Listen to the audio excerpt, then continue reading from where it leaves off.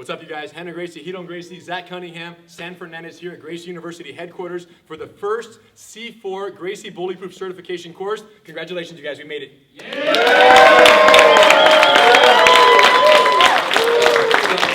Thank you, guys. This is officially the first of its kind and our first attempt to really add some structure to the assistant instructor roles in the Gracie Bullyproof program that is critically important right now because it's one of, if not the fastest growing program, right? We're just about 400 youth students here at Gracie University, just over 1,200 students total. So it's amazing. And it got to the point where classes are getting a little packed. There's more kids than one instructor or two instructors can handle. So we reached out to recruit from our master cycle amazing group of students some people who were interested in pursuing assistant instructorship roles in Gracie Bullyproof with the understanding that anyone who excels in the Gracie Bullyproof realm, the future and the possibilities are limitless in terms of what you do and where you go with this, right? So many of us, I started teaching kids classes when I was, private classes to kids when I was 13 years old, started teaching group kids class when I was 15, 16 years old, and little by little you just kind of advance from kids to adult privates to adult group classes, and the possibilities there are never ending. So here we are, and what we've tried to do is add some structure to the kind of assistant instructor. Superstar assistant instructors possess and are capable of the 4 C's, right? We break it down into 4 C's, and that's why we call it the C4 certification. Connecting, collecting, correcting, and communicating are the 4 categories that we're going to kind of discuss today. And there are many details in each one of them, so get comfortable and let's talk about it. Starting with the understanding that as assistant instructors, right, pretty much the only responsibility you don't have is to be up there captivating the audience with your charisma and your teaching ability and your playful but perfectly appropriate presentations of Gracie Bullyproof techniques. But the second we say go and they're practicing, and even while the presentation is happening, assistant instructors are the eyes and ears for the head instructors. They're the hands that are out there interacting with the kids, making sure that everything stays functioning smoothly, safely, and effectively for the classes to continue to grow and for us to be able to ultimately reach and impact more kids' lives. Yeah, looking at this and listening to you, it's almost as if it's as important, if not more important, or as challenging, if not more challenging, than what the instructor that is presenting the technique has to do. Absolutely. Like, it's a serious responsibility, it's a lot of work, so don't think that because it's assistant, it's by any means less. It's not. And that's why we're here, because up until this point, if someone wanted to help out in kids' classes and they were a trusted, long-time student, it was just a matter of, okay, want to help out? Sure, just show up. And as good as their intentions might have been, many times, kid gets hurt, they don't know how to respond to the situation. Kid asks to go to the bathroom, they don't know what to say. Kid needs to do something, or the kids are messing around the technique and they're not functioning, they have no idea, and as much as they want to help, they sometimes do the opposite of what they should do in that situation. Well, they know what to do. Right. They know what to do. We're just going to give some suggestions that we've seen that have worked for us over the years. Everything that we're telling you to do right now, that we're suggesting, that we're advising, is because we've used it for years and years and years. Not only have we used it, hundreds of kids, but it was used on us. Yes, we were the products of this process. Yes. So adding structure is what we appreciate and what we do best, so that we can all be on the same page. So number 1, follow along here, friends. Connect. Connecting is the number 1 benefit of having more people on the mat. It's not to correct more mistakes. It's not to tell people what not to do. The number 1 benefit of having all of you guys here in the room and all assistant instructors around the world on the same page and more people on the mat, higher instructor to student ratio, is more friendships, more bonds. The idea being that the more connections a student has to the academy, not just the head instructor, but has 3 or 4 or 5 assistant instructors who know their name, who connect, who hang out, who they do the moves with, who have this playful, great relationship, that kid's going to be around the mat much longer because there's an accountability for their jiu-jitsu career than someone who doesn't have those same relationships. So that being said, connection is top, top, top. So we've broken down connection into 3 categories: before the class, during the class, and after the class, because you can never stop and not be connecting if you're in that assistant instructor role, okay? Before the class, be ready to meet new children, because you're going to see kids coming in, right? Parents are going to walk in, and obviously if the kid comes in and is super excited about class, it's easy. But there's times when the kid comes in and super shy, doesn't want to talk to anyone. It's hard to even get them on the mat. that's your role to just, very undercover, like walk up and just like, hey, what's up, champ? And, say hi, try to get a high five out of them. And just by you breaking the ice, now they're like, wow, everyone here is so friendly. Then when I come or Zach comes on stage, they've already met so many friends of their own. And it's tough for the head instructor to break away from their leadership role to go with the other student over there and say, hey, welcome to Gracie University, and we're going to have a lot of fun today. What do you like to do for fun? And start a conversation like that and just be with that kid. It's hard for the head instructor to do that. So that's why when you're there in an assistant role, you're not sitting there saying, oh, there's a new kid over there, or poor kid, he's not going to make it on the mat. He looks mighty nervous. It's so sad. No, you peel off right away and you go. And that's the whole point of all of this is you need to know where you are deployable and where you are to go and to make yourself most useful at any given time throughout the whole process. So on the list of things to keep in mind before the class, especially with connecting with these newer kids, introducing yourself and matching their level, right? It doesn't matter how excited you are. That kid is nervous as all can be. Yeah, and this goes across the board for even adults, but learn how to read who it is that you're trying to make comfortable, right? If the kid is not saying a word, not making eye contact, not doing anything, just holding the parent's leg, and you come in like, hey, buddy, give me a high five, it does not match. There's no way they're going to look at you. But if you sit down and don't say a word, and you just quietly sit there, and then when they peek, you wave, you talk to the parents, who knows, you can even start asking the parent about the child. What kind of games do they like to play? We're going to play games today. And you'll master, over time, your own methods of having those connections. Yes. I connect with those new kids a little different than he does, or than he does, but we've all figured it out. You find your own rhythm, and you find ways to go in, and whether it's asking, hey, how old are you? All right, high five, let me see how fast you are. Come on, you gotta be faster. And you play a little game with them, and all of a sudden they're reaching, and then they get a little smile, and they go, okay, this grown-up who just walked up to me is human, and is playing with me right now on the side of the mat. Even though I'm scared, they're not giving attention to that. They're giving attention to me, and they're showing respect and love, and they're being patient with me. And so that, you'll learn your own ways, and if you don't have a great way, and if someone else does, you can always ask the guys for ideas, but more important than anything is that you just recognize going over there and being low, changing levels, talking to them at their tone, will work wonders in terms of getting them comfortable for their first step on the mat. And here's what's wild. They'll never forget the person who was responsible for helping them take the step from the carpet onto the green mat. Ever, ever. For all life's, even the head instructor, significant, but not so significant as you went when they were so fearful on that initial entry. Now, this is for new kids, and there's more details on there. You want to go over those? Yeah, briefly. So, new kids, obviously the most important thing, move at their speed. Sometimes they'll be on the sidelines. They'll put their gi on, but they're still on the side of the mat. They're kind of off the mat, maybe on the corner with their parents on the bench. To go over there and sit with them for 2 minutes. During the class. During the class. They kind of narrate what's happening. Hey, right now, they're all running around. They're doing warm-ups. Yeah, animal warm-ups. And right now, look at that. They're doing with no pressure. With no pressure. It's just talking. Just narrating what's happening, which makes them feel like, okay, I understand what's happening. Look at that kid right there. It's his second day. And then you have somebody, that's Jimmy. Jimmy, come over here. This is Adam. Come say hi to Adam. It's Adam's first day. Okay, Jimmy, keep going. And now, okay, I know someone in the classroom. When it goes into the technique portion on that, it's also, let's say they're practicing a move, and this kid's still on the sidelines, maybe regular clothes, maybe not even geared up. Comfortable with you, but not with anybody else. You go over to them and say, hey, the other kid who's training normally, Jimmy, come with me. Let's go show him the move. And you and Jimmy, right in front of the kid, do the move. And he's watching like this. And not even asking, do you want to try? Not even necessarily. If you don't feel he's wanting to try, it's okay. Let him just watch. And then Jimmy runs off laughing, having a good time. All he's thinking is, man, I could probably do this. I'm not ready, but I could probably do this. You see, but with no pressure, there's nothing to run away from because there's nothing but support and whatever level they're ready for.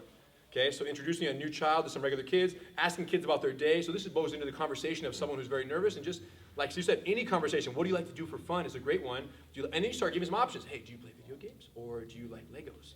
Or do you do X? Or do you Y? And just kind of throw it out. Anything that they give back to you is where you can start the conversation from and keep going. All you need is a little something. Like I said, this is all for new kids, but this could be a kid that's got 4 classes, 10 classes, because you want to build rapport, right? You have kids that are very new, and you still connect with someone who has 3, 4, 9 classes.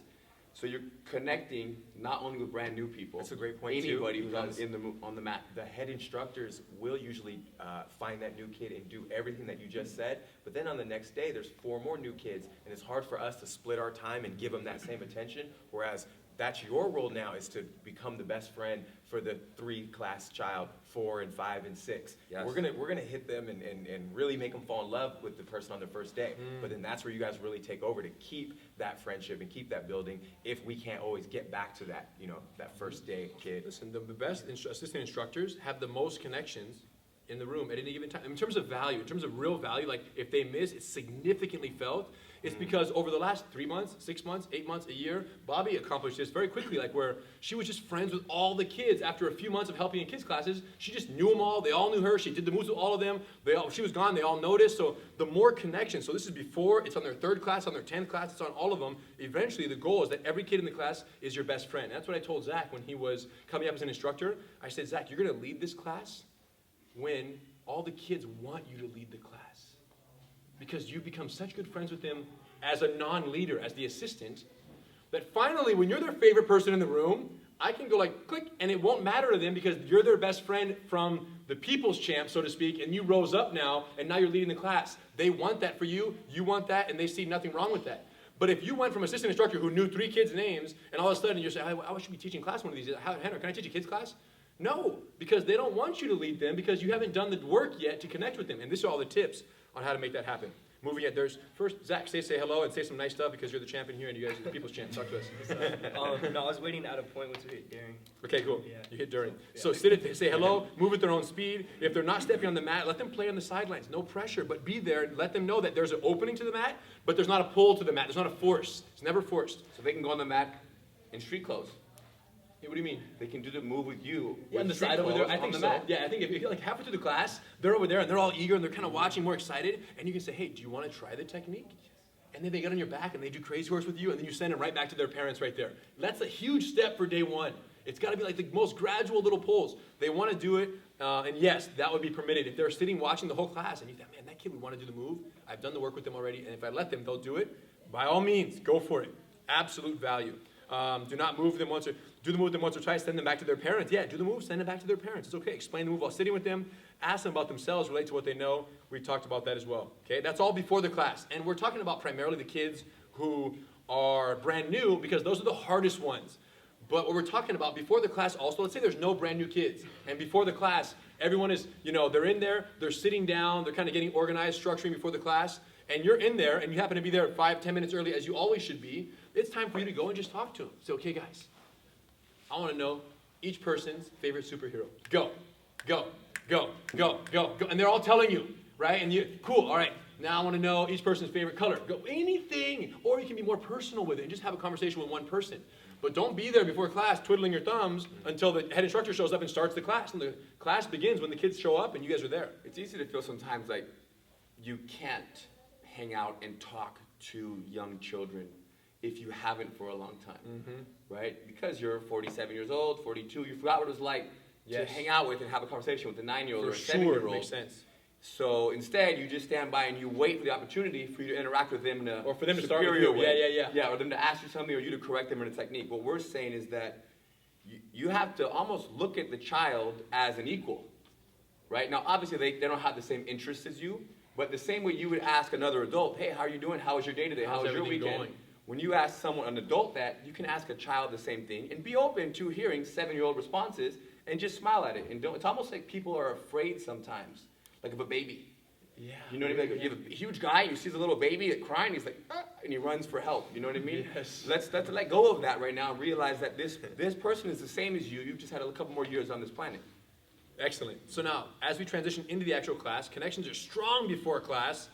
During the class, rule number 1, expect nothing, praise everything. That's the best way you're going to get connection with people, is realize that your role here is less to correct mistakes and tell kids what they're doing wrong, and more to be that supportive figure. Instead of Zach and Sam, 2 people saying good job to 60 kids, and amazing, nice, good job, nice, all this praise and positivity, instead of 2 people doing it, to have 12 people doing the same thing, the ratio of good jobs and amazing is just going to go up 5, 6, 7 times for them, and there's no price tag to put on that. It's just too valuable. So expect nothing, praise everything is the top connection mindset while the class is happening, right? And those praises, the more specific, the better. More specific, the Feel better. free to tell them, hey, it's great seeing you guys work so well together. You're praising them on how they're working together versus saying, good job, guys. Always more specific, Thank the you better. for working so well together. Good hip pressure, good takedown, nice and safe. Good job being safe with your partner. Send the things that you want them to do more of. During the actual warm-ups, right? The class is now beginning. We're running animal warm-ups across the room. Doing the warm-ups with the actual kids. If your body prevents you from doing them, then that's okay. Start doing you them. probably need to do them. Start doing them. But you probably need them more than the kids. But start bear crawling with the kids, and you go next to the kid like this, and I'll be, okay, guys, for real, I'm going to beat you this time. Ready? Let's go. And you make a little, just one kid, that was a connection. And then they get there and they say, I beat you. And I said, not next time though, I'm gonna crab walk way faster than you. And you're just doing one on one day, it's just one, or these two right here. That was like my number one connection method when I was kind of just fill in for teaching kids classes every now and then. So none of the kids knew me except when I needed to fill in. So my day one, just become everyone's best friend, is just what Henry said. Hey, you know I'm about to win right now. And now you got 8 kids next to me saying, nah, I'm gonna win. And then you kind of go slow so everyone can laugh at you. But it's just a quick, builder to make everyone your friend on day one. Kids love a challenge. I'm just thinking about how competitive classes are going to be. Every class is going to have 5 new instructors all competing every second for everything. So there is some beauty to that, but there's also some beauty in just doing the exercise together and having fun. You don't have to compete every second, every moment. Zach, you got one for us here? Yeah. So my number one connection method would be just tying belts. It's kind of a slow method, but it works, because We're always falling off. yeah, they're always falling off. They're always going to come up to you, ask you, can you tie my belt? And what actually inspired me was Anderson Silva, because I hung out with him one time. We went paintballing, and he asked me just like really cool questions about myself, like how's your family, how's life, And with American culture and stuff, sometimes we lose that. Like people would normally ask you, what do you do for work, or like silly stuff like that. So when I tie a kid's belt, it gives me an opportunity to talk to them and just be like, how are you? How's school? How's life? Is your family good? And then every once in a while, I even get a kid to open up to me, like, man, you know what? This kind of sucks right now. And then we talk about it, And so you don't underestimate a kid's ability to answer a deeper question than the surface fake question. Of course not. He gives them the credit and says, yeah, so how are you feeling today? Right. And Zach is open to hear anything in that question for a 6-year-old. And like you said, you might be shocked by the responses, sometimes in a good way. And as long as it's authentic from the kid, it's good. And if it's not authentic, at least it was a chance to have a little conversation. Yeah. So beautiful, bro. Opening up, having the questions, and tying belts. Every time you tie a belt, it's not here. Okay, bye. You missed it. You lost the window. It's an opportunity. So every time a kid's belt falls off, remember that from Zach. You can even write that down. Do every move at least, but remember this one. Do every move with at least 5 pairs. 5 pairs. Okay? That's the key. Every move. What that means is, okay, everyone, pair up and go. At that instant, you break off and you go. And what are you thinking? 1 pair is 2 people. 2nd pair. 3rd pair. 4th pair. You're working with them. You need to get with 1 more pair. That's your mark. If you hit 4, you go, all right, next time I got to get 1 more. Right? If you hit 5 and there's still time because they haven't called time yet, let's go 2 more. Great. That's the key. Doing the moves with the pairs. There's a general thought that you walk around and you wait till they mess up and then you say, okay, hold on, fix it. Some of you thought that's what you're coming to get certified in, how to correct the actual mistakes. It's true, you'll learn how to do that, but that's the least of it. The most of it is, you walk up, you can say, hey guys, and the question is, that's one thing that a lot of newer assistant instructors are nervous about. How do I interact with the kids and be received by them if they're paired up and practicing? Am I cool enough? Do they even want to do it with me? So the easiest way, first is building the rapport in non-technique situations. Meaning the warm-up, the belt tie, all the before class, the high five, the fast five. Hey, who can jump high and hit my hand right here? Before class and all the non-technique times. And then they remember that you're playful and you're cool and they like you. So at that point, now when it's time to do the techniques, when you walk up to a group of Sam and his partner and I say, okay guys, who thinks they can tackle me for real? You see what I'm saying? Now it wasn't just, do you guys want to do it with me? Question mark. You see, it's weak. It's like a little bit like, like you're questioning whether they even should want to do it with you. Instead, you're saying, no. Which one of you thinks you can actually tackle me? For real. I'm not joking. Sir, for real, can tackle me. And now they go, I can. At least one of them will. And then, or another one, you walk up and say, okay, who wants to go first? Versus, do you want to do it? Right? The assumptive communication is powerful. It's powerful in sales. It's powerful in selling yourself to practice with them. And again, what's the benefit of this? They get to move on a teacher. They build one more connection, one more person to say, awesome, amazing job as you go through the technique with them. And it's absolutely critical. Okay? The more hands-on you are, not that you want the class to go by faster, but it'll feel like a 15 or 20-minute class. Right? If you just kind of don't touch anybody and just walk around and make little corrections, you're going to feel like you're there for an hour and 45 minutes. So when you start to play and get involved, before you know it, well, class is done. It's time to go. When the kids love you and they're like, hey, do it with me. Can I do it with you? Can I do it? That's when you go, oh my gosh, there's not enough time in an hour because these kids are all cool. I'm having a blast. We're just friends hanging out. And they love me being here and I can't wait to go see them tomorrow. Like that's the mentality. And that happens only when you get down and have fun with them. But your nervousness about being rejected it's very unfounded mentality. But there's always, I see assistant instructors for the first typically 1 or 2 months, it's like, wow, they're just walking around not saying a word, walking in circles. No one even knows they're here. Even the kids don't know they're here. So that's why we're here, to make sure you guys know that no, permission granted, get in, have fun. He wrote, consider their size, be safe. Obviously, that's a huge consideration, right? If you can't operate safely with these 6 and 5-year-olds, and the particular techniques, particular situations, particular moves, you be careful, their little fingers, their little wrists. So, of course, this goes without being said, right? You have to be able to, mama bear has to be able to grapple with baby bear and not kill the baby bear. And she can. So, can you? That's the question. If you haven't rolled with a little kid in a long time, consider techniques, for example, where you're laying down, side mount control, where you're kind of pushing him off a little bit.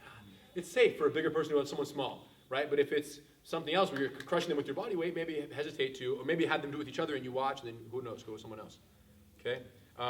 After you do it with the kids, after you do it with them, you do it with both kids. They both, try, challenge. And sometimes, depending on the effectiveness of the kids, you can always say, okay, what level do you want? Level 1, level 2, or level 3? That's not in the paperwork, and if you want to remember that.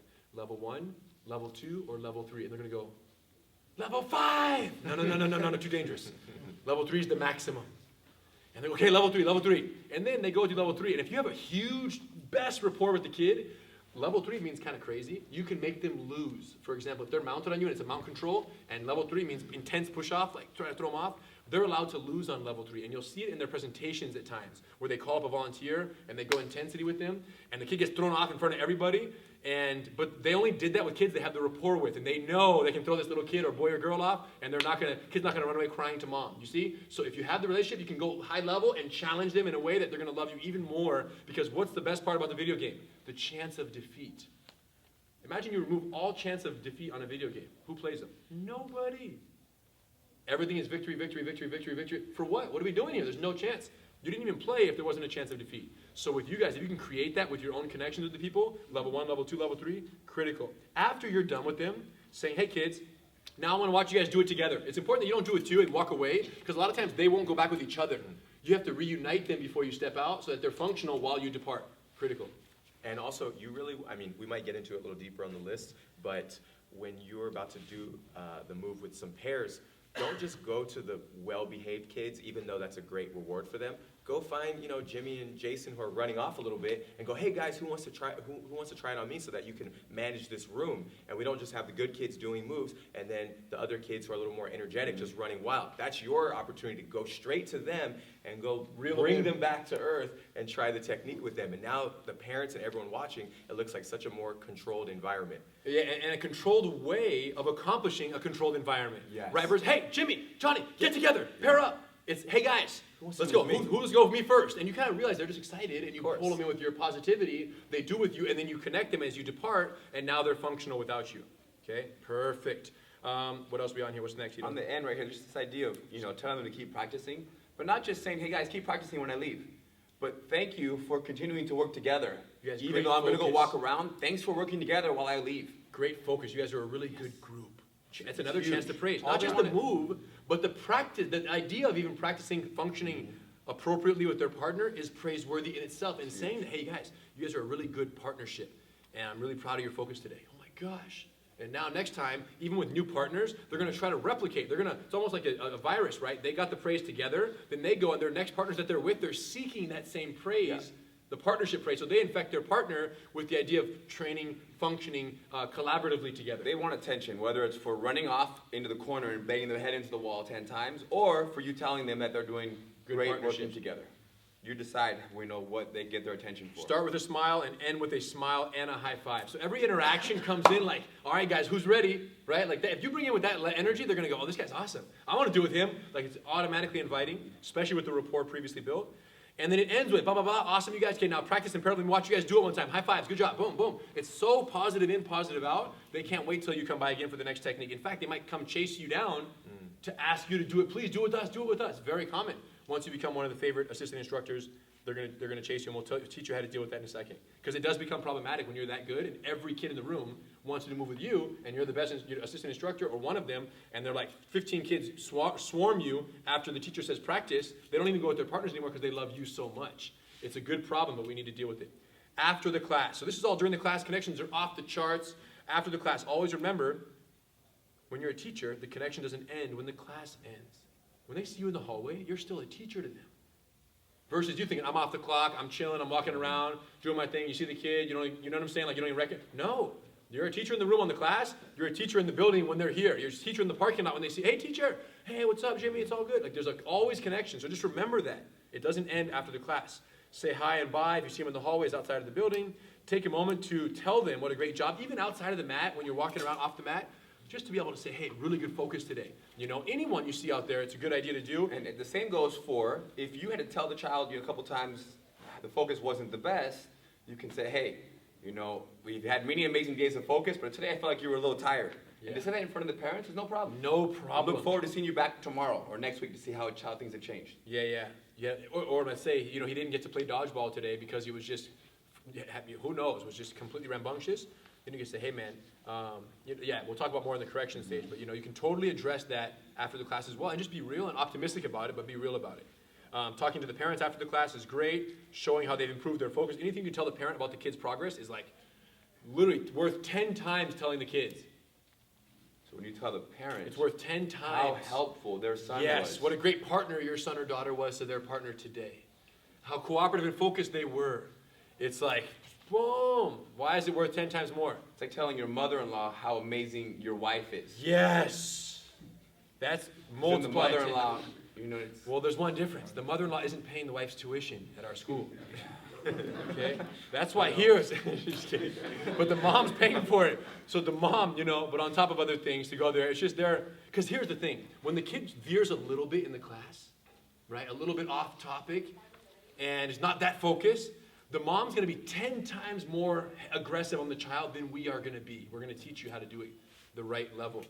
And because of that, it's important that we almost, you know, how do we say, we almost, I don't know, earn credit in the opposite direction, kind of balance that scale in the mind of the parent and let them know that what we saw, if the kid does okay one day, but to us it was exceptional because of our mentality of how we approach it, and we tell her, then she's going to be much more forgiving. When the kid is a little bit less than what they were the other day, she's not going to hammer them because, man, he was here yesterday and they loved it, he thought it was focused. So I guess my calibration is off. That's what we want them to say. I don't qualify to assess my kid's good or bad in the class because we don't want them to do that. We want to take care of that. Maybe the parent was about to tell the child how they were not focused. Yes. And how they didn't do the move enough times. Or they didn't do the move perfectly. Yes. And then you walk over and say, hey, they're doing great and they're understanding the move more and more every day. So now the parent says, Oh yeah, you're teaching the parent Yeah. how to look at the child's progress in jiu-jitsu. It's because not they don't know. uncommon. They're a white belt parent. They don't know what the expectation is. And if they think it has to be 100%, what Sam or Zach or we showed on the mat, and the kid does it 60%, that's to the parent, that's 40% disaster. To us, it's 60% amazing. right? That's the difference. Yeah, the parents, like, they identify for their children. So the Yes. child has to be perfect good every point. second, all the time. That's why they're The 10 times parents' more time. aggressive, because they identify. And it's almost like we know that the child will get there eventually. We know that. Well, we've seen it. We've Correct. seen it. We've seen it. We've We've seen seen it too many times. The cycle, not We've Sam, seen but it. everybody else. Everybody else. Remember when who's- Sam was 7 years old? Don't look where he is now, you guys. This is No, a we got- success story or what? We know. We've seen the cycle. If they stick around, it's impossible not to reach amazing places. Okay, after we're going down, if you have a rapport with the child, go out of your way, meet the parents, introduce, let the parent know how their child is doing. Number 2, collect. Okay? So when it comes to kids' classes, the term collecting means keeping things in order. Right? When you make a mess around the house, what do? You collect things and you clean everything up.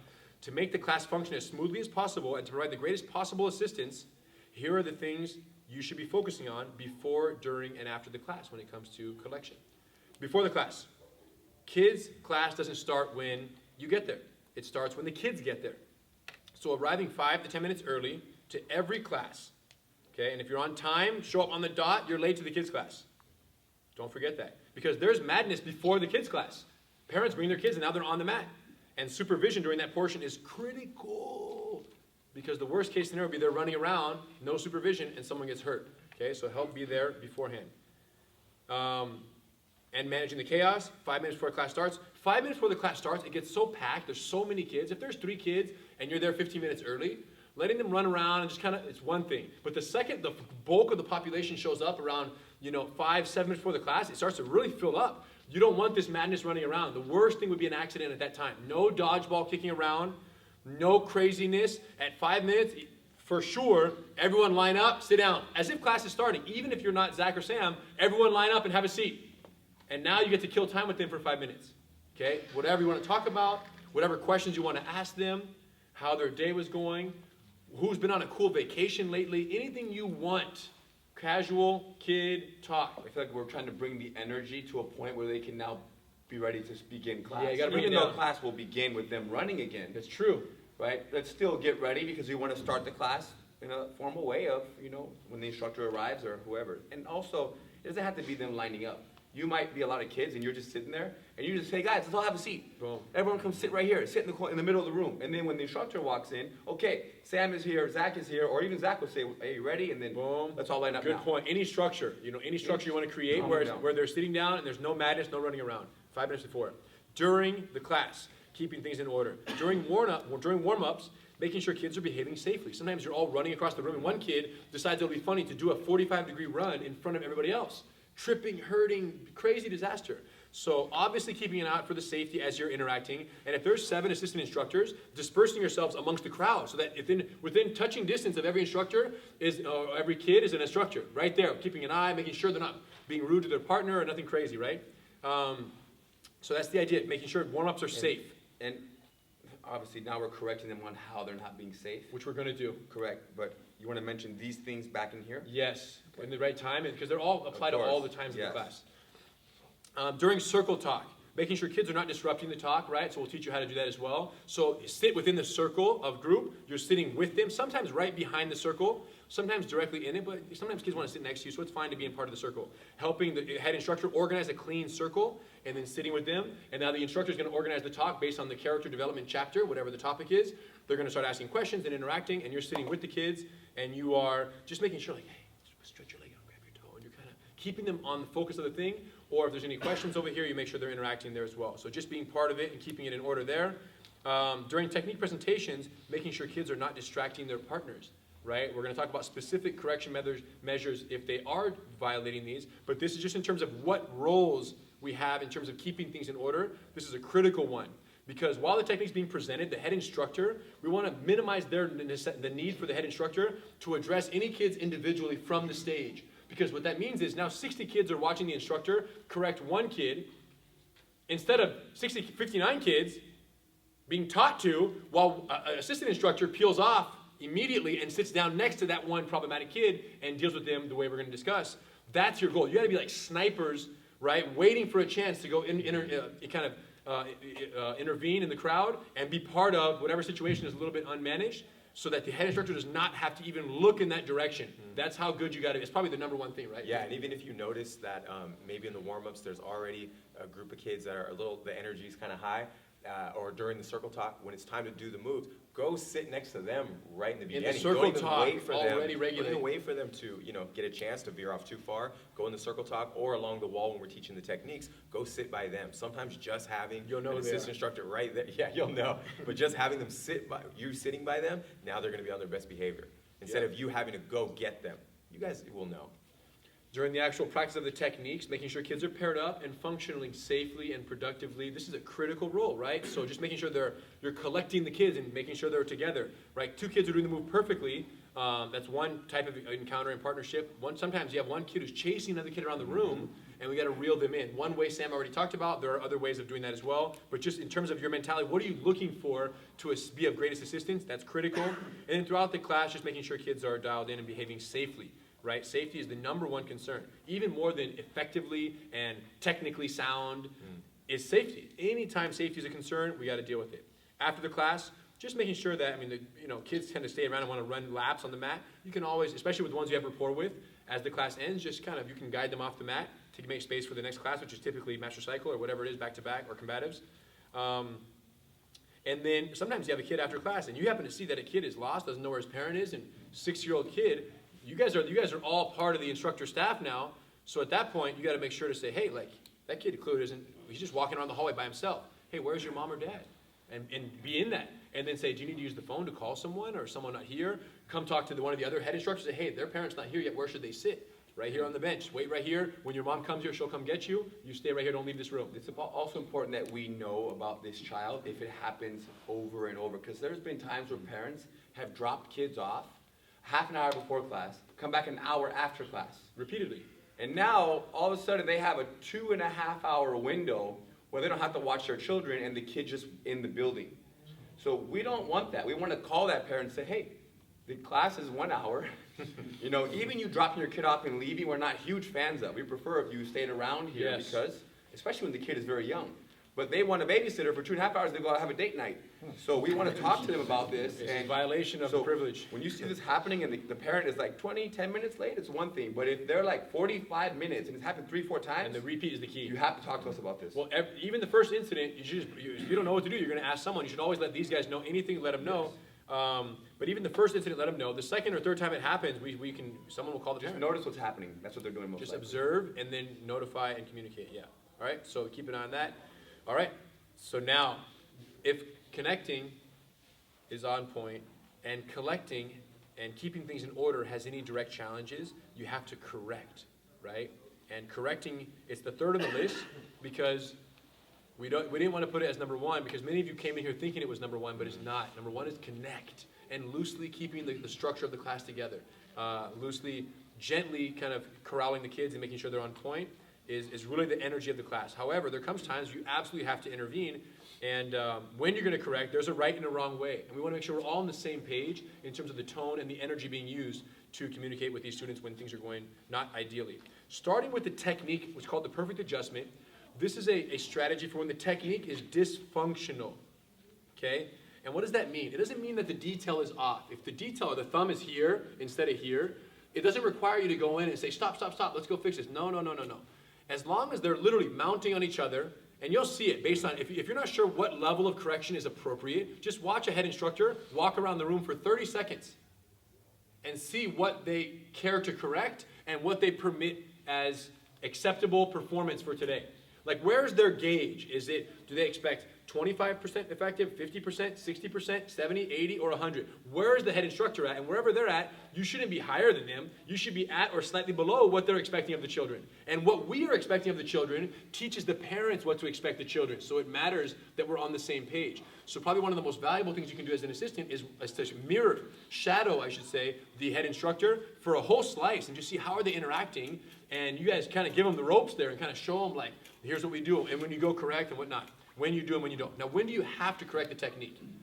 When it's dysfunctional. When we say it's a guard punch block series stage 1, and the kid mounts on his partner, and they're like hugging the neck from the bottom. Very of the mouth. common. That's what I'm talking about. It's dysfunctional. It's not even, they're not, right? I mean, it's good that they're laying on each other. They're doing jujitsu. They're managing distance. Yeah, they're staying close, but they're in the total wrong position. So at that point, it might be time to get in and fix the situation. So put those down right here. And Zach, when you get Zach, you're on top. You know over there. Actually, yes. Someone lay down. Someone mount. Yep. I'll lay down. Cool.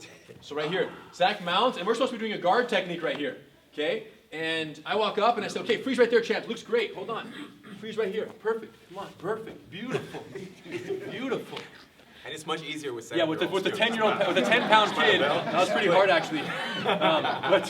But then I put him in the guard. I said, "This is the guard, you guys. Okay, perfect. You guys hug the neck right there. Excellent." So, how much corrective language did I use?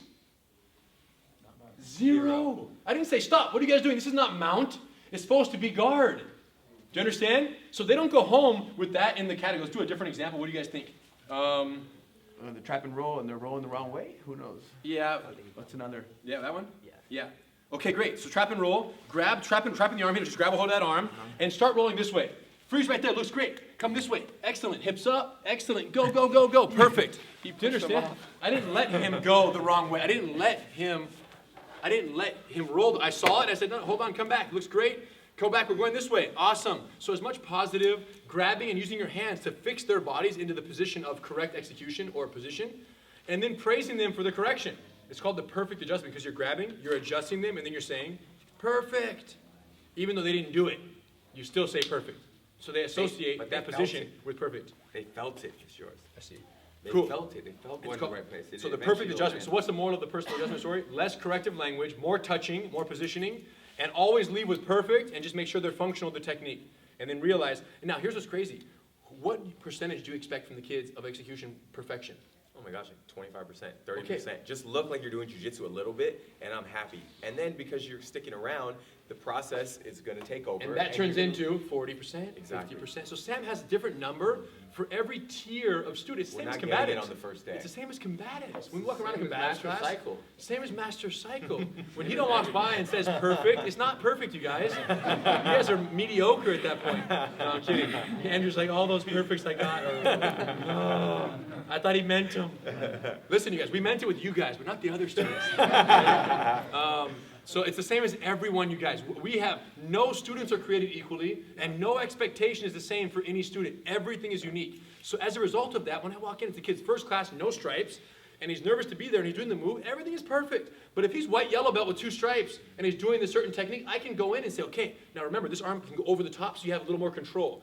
The flexibility is there to be a little bit more corrective with your language, with more advanced. But as a default, perfect everything, excellent. As long as they're functional, we love it. Yeah, our goal is we want them to be able to do the techniques correctly, but you don't get there by correcting the techniques. You get there by praising the kid, and now they're your friend, and now you built that trust, and then you could talk to them about something, and because you're their buddy and you built so much credit with them, then you qualify to talk to them. So if you're one of the instructors who doesn't really say anything and just kind of walk around, you're not even allowed to think about changing directions or talking to them in a certain way. You have to be their friend first and build that credit up, and then you can talk about what to fix. It's called push teaching versus pull teaching. If the move is 60% correct, let's say, right, 60% correct, and you focus on the 40% that they're missing, you're pulling from the realm of their mistakes. You're pulling from the 40 to make the 60 go this way. If their 60% is correct and you're praising the 60, 60 will turn into 70, will turn into 80, will turn into, you're pushing from within the 60 that they're doing right. Push teaching versus pull teaching, and positive versus negative. We've talked about how, you know, especially children, right? How often are adults, are parents correcting their children? All day. All day, every day, First thing 1,000 in the times a morning, day. the child wakes up, they're already being corrected. Before they even eat breakfast, they told 3 things they couldn't do. Yes. Right? Yes, And then when they're fact. brushing their teeth, you're not brushing correct. You're brushing too hard. You're not brushing enough. You're not brushing long enough. You're wasting too much water. Turn off the water. You're using too much soap for your hands. There's always, everything is wrong, wrong, wrong all the time. So when they come here, it's a change. Now they're not being corrected. They're being perfect adjustment, right? They're being adjusted. And they're being played with. Hey, who wants to tackle me for real right now? So this is like the most positive interaction they have with adults in their life, right? They have their parents who are always correcting everything. They have their teachers who are telling them to do things that they don't actually want to be doing. And then they have their jiu-jitsu instructors who are playing in pajamas with them, and we're freaking running around, and we're doing these things, and we're barefoot, and we're in a soft padded room, and we're learning skills that actually totally apply to my everyday life, because every kid in that class, every single one, has experienced the problems and the scenarios that we're talking about, of bullying, of harassment, of teasing, that we're designed the system to overcome and prepare them for, every single one. Haven came home from school and said, Daddy, the kids were mean to me today. I said, what happened? In the sandbox, there were 2 boys. What did they do? They called me 1 year old, and I'm 3. It didn't feel good. I said, what'd you do? He said, well, Clap and tackle. no, I said, walked away. I said, I just walked away. I said, okay, in the future, what can you do if that doesn't work? Tell a teacher. I said, what if that doesn't work? Tackle. He said, actually, jujitsu.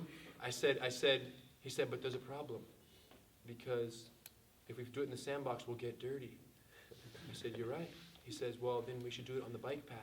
They have a little tricycle trail, tricycle path. We should do it on the bike path. He said, yeah, but he's thinking while he's talking, the wheels are spinning. He said, but on the bike path, if they fall, they're going to get hurt. So then maybe we should put a mat on the bike path. Because we have a little fold mat at the house, little green ones. Maybe we should put a mat on the bike path. He says, but then the people on the bikes might run into us. So we need a stop sign on the bike path. I swear, he said every single day I'm saying right now. We need a stop sign so that the people don't run into us while I tackle them on the bike path after I told the teacher on the bike path, after I told the teacher and it didn't work. And he's 3. So my point is, every kid in this class, 5, 6 years old, 7, 8, 9, they all see it. So my point is, they're learning something that is applicable to their life in a positive, constructive, encouraging, reinforcing, positive reinforcement way with people that are nice to them and adults who respect them and talk to them like they're adults and say, hey, how you feeling today? For real. Was today a good day or not so good? No, today was good. Okay, cool. Not so good? Tell me more. What happened? Well, blah, blah, blah. Kid called me 1. Who knows? You'll get in there. So that's what Hito's talking about. It's such a positive thing. And That's what we're here for. Yeah, 100% just fun uncle, fun aunt approach, you know? You want to be someone that they're not scared of, but that they respect. They want, you know, to make you proud. You know what I mean? You have to have that balance if you really want to connect with the kids, I think. Great point. That's a fine line. It's a fine line, right? And we're going to get into that right here. Disconnected kids. Next one. 3B. Disconnected kids. Kids that are moving or laying around, but they're not touching or making noises. So they're just non-participatory, but they're not really directly hurting anybody else or touching anybody else. This is especially when they're lined up watching the presentation. Watching presentation, sitting in the circle of the stretching and talking circle, the circle talk. So that's it. They're just completely disconnected from the class. And It's very easy to see that and say, oh, they're not, benefiting from being here. they're not benefiting from being here. So they need to sit up straight, need to look forward, and they need to cross their arms and Yeah, pay attention. right. It's easy to do that, but we don't recommend that. We recommend that we try to approach them a little more person to person, a little more human, a little more equal, and to say, hey, I see that you're laying down while the moves are being taught. Well, first of all, if it's not disrupting anyone, and the kid is laying down in the corner over there, clearly today he's not ready to learn. But if he's not affecting anyone in the corner, to say, hey, let him be. Let him be. He's over there. He can be like that right now. Think about what it could be, putting their finger in the other kid's ear. You know what I mean? It gets They could worse for be sure, yeah. taking their belt off and swinging it around. They could be making loud noises, but all they're doing is they're just zoned out. Right. And that's okay. And maybe when you get a chance, then you ask them, you say, hey, how's your day going today? That's the kid to tie their belt. Hey, how's everything? Because it's untied because they're all over the floor. So how is your day going today? Are you feeling a little tired? How are you feeling distracted today? I saw you were laying down. Do you think that you can sit up a little bit more so that way you can see the moves a little better? Or do you want to lay down? Like you're here. Yeah, you're right there. There will, the same way we can have days where we don't want to be anywhere near the mat or do jujitsu. They can be 7 years old or 5 years old and not want to be on the mat. But because it's Monday, they were brought to jujitsu. And they might have had a super long weekend of traveling and who knows what and went to bed very late. And now we're here saying, hey, focus, focus, focus. That's not fair to the child. Consider, you don't have no idea what they just went through and where they came from. So it's 100% okay. It's 100% okay. So even in a case like this where the kid is just kind of, it's rare that he has enough space when they're sitting against the wall. There's kids right next to him. So it's hard to be totally disconnected against the wall and not be disrupting your neighbor. Because sometimes they'll just lay on each other's lap. Like, And then sometimes my point is, this kid doesn't deserve this. Well, hold on. But sometimes I've seen that kid watching and almost like they're friends. Like he's okay with it. Like he's leaning on him. Like he's leaning on him, If like he's his cool head's on with his it, then we're shoulder, cool with it. and he's just watching the move. But a lot of times they're not. A lot of times it's not the If case. he's going like this, like, man, get off me, And get that off go- me, then it's different. You have And to- that goes a little more to disruptive. Disconnected, between disconnected and disruptive is a little difference.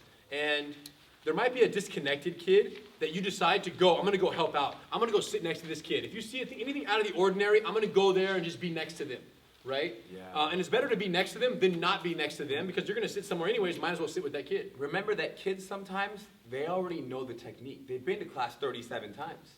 So once you're showing bulldozer, it's being taught, they just kind of like, but then when you say, okay, everybody go, they run and they do it. They know the move. So they don't even have to pay attention. Well, that means they're probably in the wrong class. Yeah. Correct, that's not always the case though. Sometimes, 20% of the time they're in the wrong class. it's true. Done. But I'm a fan for Jimmy's laying like this in the middle of the middle of the wall to go by and hey, Jimmy, let's sit up a little bit. Yeah, Sit let's sit straight. together. Don't just he's not that loud. Especially with so many assistant instructors, that's kind of why you're so important because now that can happen instead of me saying, hey Jimmy, you want to sit up, buddy, and join the rest of the class? Yeah, because You know what I sometimes mean? a little nudge, a little, hey Jimmy, sit up so we can focus on the technique. And A little bro talk, Yeah, very little. soft, can get him to sit Well, up and remember that we're learning jiu-jitsu here. The So question it's is a little this. reminder. The thing is this, how much should they go to that child when the move is being taught, 55 kids lined up? They should not be walking back and forth, No, they should stay talking there. to those kids when he's laying down. They should not be saying, Not Jimmy, walking sit up back and straight. forth, walk and stay. Correct. My point is even walking And there they're when also Jimmy's sitting sleeping, amongst the crowd, so it's like, hey, Jimmy. Well, they should be there to begin with is what I'm saying. potentially Exactly. there will be some in between to begin They with. should Yes, just there will be infiltrate some the in crowd between, and go some in where the you end. know the Jimmies Yeah. are, yeah. The point is if you can't talk to Jimmy quietly, let Jimmy just Correct. be. Because sometimes your going to Jimmy is making more interruption than Yeah, if you than can't leaving than Jimmy alone. his disruption. Yes. So you have to weigh it. He's doing nothing. He's just Correct. laying there. Yeah, correct. Unless, like I said, you're a sniper and you're already at Jimmy. Yes. Okay, line up. You already sit down with Jimmy. You already know. And that's MVP, assistant instructor, C4 certified. In general, you can't really like worry about disrupting either because you're not going to disrupt the class more than that kid already is. Yeah. You know what I mean? Right. So it's okay for you to shoot in. We're not going to get mad at you while we're teaching if you shoot in. For Yeah. the kid that is disruptive. Yes, which Yes. let's talk about now. Child is moving and disrupting, noisy or touching. So not just passive resistance, active resistance in law enforcement, they call this, okay? The kid is actually doing something to someone else that is The unacceptable. difference is that attention is being brought to him. Yeah, attention. He's taking other people's attention. That's it. And that we cannot have. Yeah. If no one's looking at him, right? And he's That's right. playing, Corner. by That's where himself. you draw the line. Got it. But if other kids are looking at him, then stop.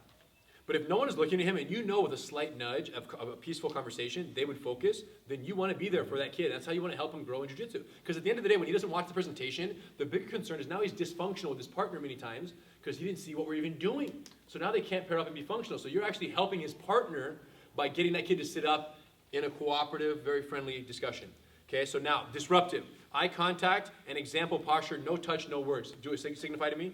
Teach me how to do So this. the kids, I'm over here like, kids always see where you are. They see you. Do you understand? Even though they're not looking at you, they know that you're there. They know Yes. that you're 5, 10 feet away. Yes. So when they do happen to look at you, like this. I see. The total instructional visual. So if you're sitting with Jimmy over there and this kid's disruptive or vice versa, and they look at you, you give them that. I make eye contact and I say like this. and they Or see I it. cross my feet. I put my hands on my knees like this. Yes. And that will work 30% a lot of of the times. time. Yeah. A lot of times it'll work. Just the visual instruction.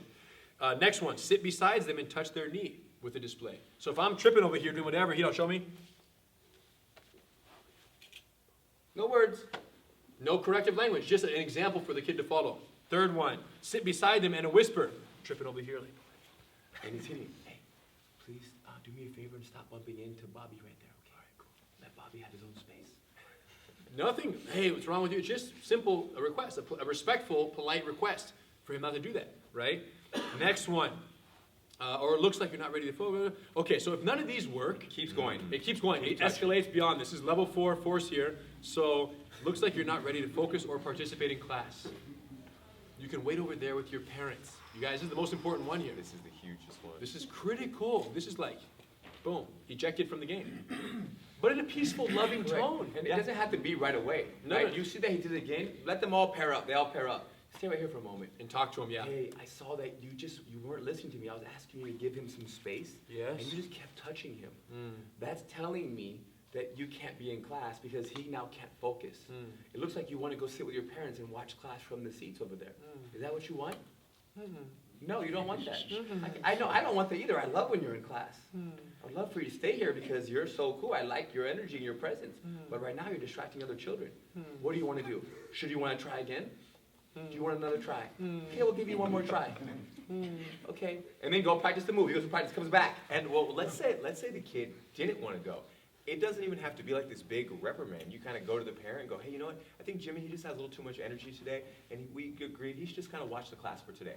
We didn't say he's in trouble, you're banished from the class. When it's He had a time to choice. go, yeah. If he had a choice, he wants to do it. When it's yes. time to go, this is If he great. doesn't, then we walk over and we just, there's no, you messed up, you were bad, you No, can't do yeah, the class. yeah, it's just a You little know, bit. He had a little bit of energy today, and we well- decided maybe he's going to hang out and watch the class. And No not problem. even Good. watch the class for the whole day. It might be Yeah, watch yeah. the class for 10 minutes. Sure. Give him Interesting. give him one slice. Watch for a little bit. Yeah, This watch is for a good. little Yeah, bit. yeah. That could be the first And level. then, hey, Jimmy, let me know if you feel like you're a little, you found some Yeah. focus from within you, and you want to try Call the me next over here and slice. let me know. Call me over, I'll come over, and we'll talk about it, And and we'll we'll try get you join back the class in, again. right? Probationary release. So he's pointing out that he, as an assistant instructor, sometimes has a little trouble ejecting the kid. Everything else is cool, but when it comes time to get him out of the game, some assistants might not feel like they should make that call. You have the right not to feel comfortable with that, and that's okay. So, yeah. And what will happen is the head instructor will take that responsibility with pleasure. They're I can- masters at that, and that comes into communication, which is the number 4. And I can see how you don't feel like you have the right to do that, but you can bet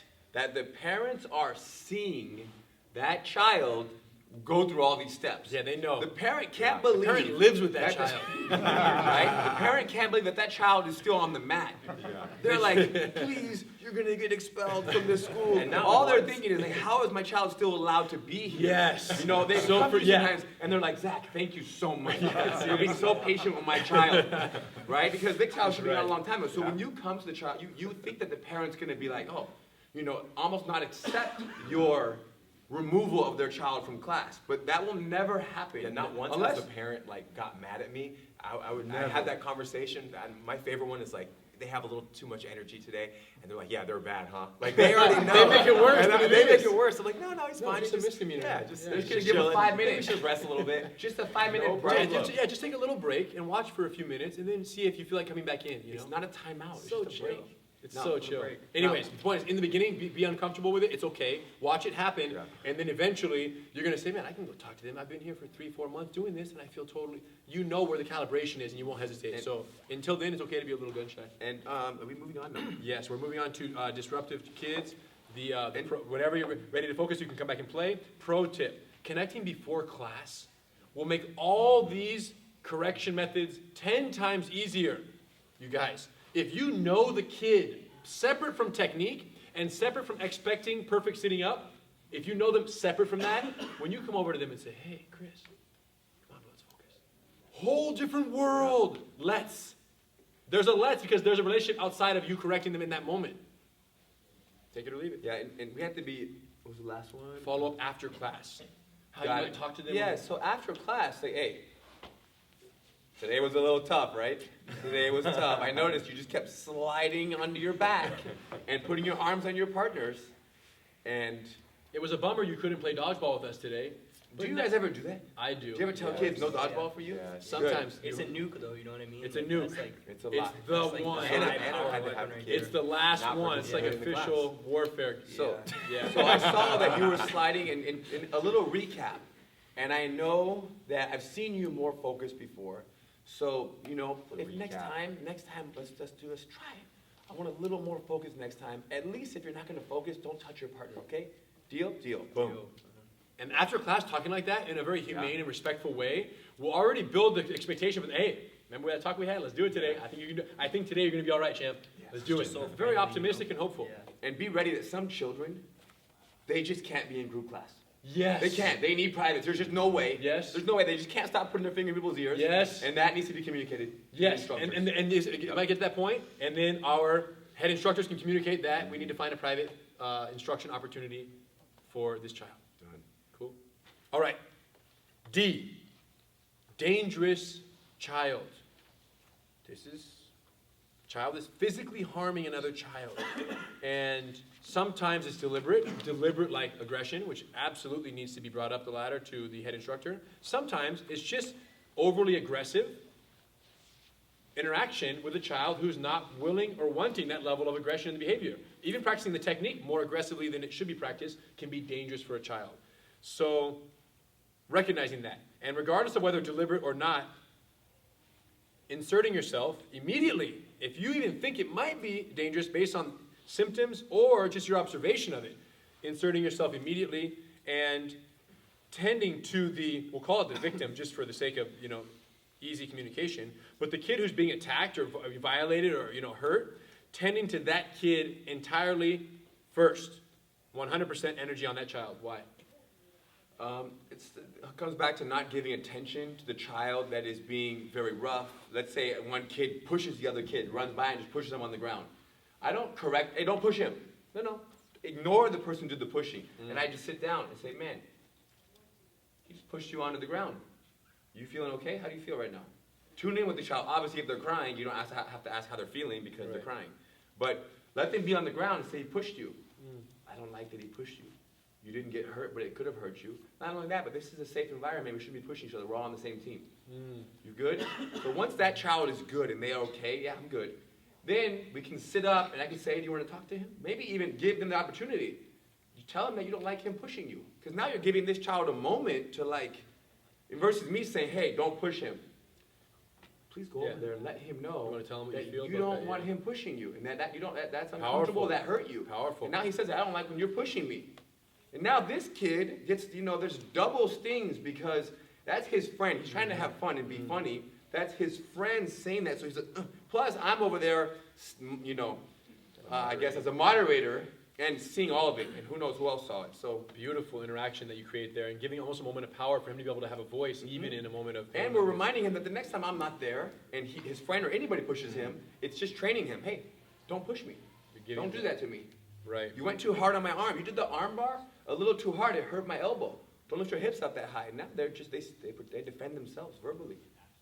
And once the victim in the case is okay, you verify that everyone's okay, they said what they had to say, not okay physically as well, okay emotionally in the situation, to then communicate to the aggressor in that situation. In the case where this child said, "Don't push me," it kind of happened already right there. Right. But sometimes this child might not say anything. Correct. They're like, "I'm fine," and they just walk away. They will say something, but it may not have the effect we're looking for on them. They might be a little overly aggressive Of course. energy. And we can always ask, "Did you hear what he said?"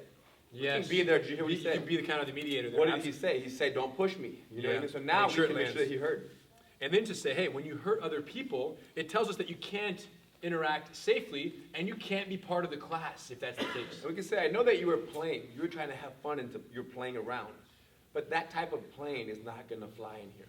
Very clear line drawn now regarding their behavior. And then to ask them, do you feel like you can continue the class and not hurt your training partners? Can you practice safely? Put pressure on them, make a decision, and own a position on their unacceptable behavior. So very clear communication, almost, again, treating like an equal adult. Everything is above board. And if the behavior is corrected, praising their improvement, right? Say, hey, I saw the rest of the class. You were very safe with your partner. Thank you for that. Praising the improvement. If not, remove them from the class, notify the parents, recommend they stay and watch the remainder of the class. And this idea of anytime you remove the kid from the class, always reminding them, say, hey, I think, so he was being a little aggressive with his training partner, and it doesn't seem safe to practice today. So I suggest that you guys sit and watch for the remainder of today's class. Not that he shouldn't participate today, because that leaves it open for them to leave. Mm-hmm. You want them to actually stay and watch the rest of the class, because subliminally, it's reinforcing that, hey, jiu-jitsu is important, and the parents' appreciation for jiu-jitsu is reinforced by their agreement to stay doing that there. And the kids watching, what do they think while they're watching? Oh, I wish I could be doing something right now. Well, Nothing's more boring than just sitting there. Let me tell you one thing, especially right next to their parent. Right. They don't want to sit right next to their parent and watch 25 more minutes of class. Kids having fun. So it's beautiful. It has, so staying and watching for the remainder of the class, if that's what's necessary, is And great. that's a very extreme case. Very extreme. Like More often not they can come back. totally, not only come back, but never leave, because they'll just resolve it amongst I'm themselves. saying they can come back, they can sit for 5 minutes and come back and rejoin. Potentially. And the you know what might be class. necessary? It might be clashing body types and personalities and size and ages, where you just say, hey, let me change the partnership. And get this kid with someone who's a little bit rougher on the edges, can be his partner, so that when they're just moving around normally, they can just, and not that he was even moving, this presumes that it wasn't an actual bullying aggression, it was just someone who's dangerous because of their athleticism and their speed of operation.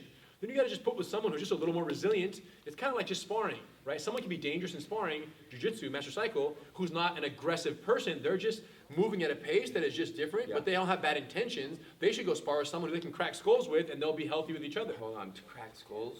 At least Then we have to confirm. Sharks and cracking skulls. But then we have to confirm that child, that when that child is put with somebody new, we have to also check in and make sure that is the new kid that was handed this kid right here, are they okay, or are they over there drowning should not too? get handed Because to the now you sharks. have two people who had an unpleasant class true, because so- you're just throwing the No, it problem presumes- child around. Presumes you found the perfect partner for them on the Correct. secondary. You gotta really make sure of that, for sure. I agree with that.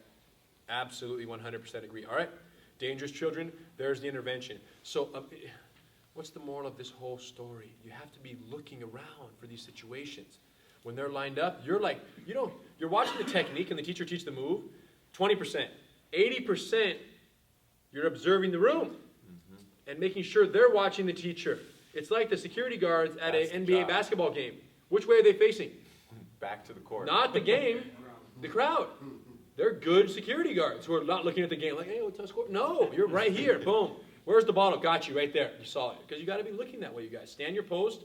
And that's all we're saying with a lot of, especially when it comes to correcting, knowing when to shoot in and be of most service so that they don't have to worry about it from the leadership. And that's it. That's the value. Amongst obviously connecting and collecting and keeping things in order. It's shooting in and making those corrections timely and now you guys, through all these examples, disruptive, dangerous, disconnected, what are you seeing? You're seeing a tone of communication with the children that is consistent. And that tone is what we want you guys to understand and adhere to and read repeatedly this so that you're always on point with how we're even communicating to these kids these concerns, all right? And number 4, communicate. The importance of communicating. The importance of communicating. What? Well, like I said, you're the eyes and ears for the head instructor. Anything out of the ordinary, regardless of whether you handled it perfectly or not, has to be reported to the instructor. Now, what's ordinary? Ordinary is Jimmy and Johnny weren't paired up, and you paired them up. Ordinary is he was laying down and you sat him up. Ordinary, those are all ordinary. Every day it's going to happen with kids are going to be kids. Anything out of the ordinary, above that, where it's like a serious, either a safety violation or a kid did something to another kid that was very inappropriate, like he said something, a word, or he touched him or punched him in the face, you might have handled it. No, that's not acceptable. Hey, do you want to say anything to him? Hey, you got to know, if you're not safe, you can't be in class. Okay, I won't do it again, I'm sorry. That has to be reported, even if it was perfectly handled, so that the instructor, the head instructor, who's there more frequently than you are, can put that kid on a list and know that we're going to keep an eye out for him. If it's not reported, we don't know. Same as Master Cycle. If someone's a crazy training partner, I want their partner to let me know, even if their partner was okay with it. I want you to let me know so that I can put them on the list. And if 7 other people say the same thing, I go, wait a minute, even before that. But if other people say the same thing, we have a concern. All right? So dangerous behaviors, inappropriate behaviors, injuries, top of the list. If someone gets hurt, you got to talk. Obviously, anything other than just falling down and just being sad that you got hit by the dodgeball, if there's a direct collision, a head, anything, calling it in, making sure they're okay, and disruptive behavior, right? Anything out of the ordinary has to be communicated. But just remembering that you guys are there as extensions of the head instructor in your interactions, but also in the feedback, right? You go out and you do this, but this also everything has to come back as well, so that it's a closed circle there. So thinking about this, thinking about like communication, and earlier talking about safety, right? What is our definition of safety? We're always considering safety. Safety's first, safety's first. So if you don't have children or are not around children often, sometimes you might see a child running and kicking the wall and jumping off the wall, right? They jumped over another kid. And because of our disconnect of what it's like to be a child, we kind of hey, don't do that, don't do that, don't do that. Everything becomes dangerous. And this kind of thing happens like grandparents, for example, right? People get much older and be careful, be careful, be careful. We don't want that either. This is a very safe room. They're nobody's, you know what I'm saying, on a skateboard, right? They're not playing baseball. There's not just pajamas, like we talk about, geese, and a padded room. So allowing them to be kind of wild and be kids is okay. Even like kids jumping on kids, like before class starts or after, but they're jumping on each other. You could say, like, oh, well, he jumped on him, and he might have fell and broke his wrist when he jumped on him. Or you can say, you know what? No, they're playing, and they're being kids, and that's good for them. So, don't be too quick to worry about them getting. Everything is not an injury opportunity. They're okay now. So safety is more like what is kids, pushing other kids very hard. Obviously, you push him very hard, you can hurt his neck, and all of that, but you're semi-bullying to some degree. So he knows making a great point though. It's just, if your default safety is everything, just get off that edge a little bit and be a little more forgiving. But the second you see a deliberate violation of safety, or someone's walking on, the little pony wall over there, they're walking for fun on that, and they can fall on the concrete side if their partner bumps into them, or they can fall on this side. We go, hey, come on, monkeys, come down. Well, great, but you see how he responded to that? He didn't respond to that like they were in extreme danger. Or you can even tell them, say, guys, listen, I know this is fun, but the problem is that side has no mats, and if you accidentally get bumped, you can get really hurt on that side. Or you have amazing balance, but I can't have every other kid in here. Some kids don't have your balance. They're going to follow you and do the same thing, and they might fall on the other side. So talking to them once again, like adults. You know how little kids do like handstands on the wall? Yes. They do handstands. I'm not a big fan of that because I've seen kids come down and their feet hit another kid's shoulder or head. So I say, guys, I see you have amazing handstands, but that can be dangerous. People have gotten hit in the face with feet. So do me a favor, let's do some handstands after class. I'll let you do a handstand. As soon as class is done, we'll go to the wall. Matter of fact, I'll do the handstand with you. But right now, it's not safe. Excellent. So there's your safety kind of filter. Excellent. So now let's talk about some what-if scenarios. This is kind of more one-off situations that are very common. Kids are always asking to do the move with you. We mentioned it. You become their favorite assistant instructor for 5, 10, 15 kids, and they always, every step, pair up, go, and they run right to you. If you say yes, yes, yes, yes, yes, yes, they're never going to, every single move for the rest of your life, they're going to do that.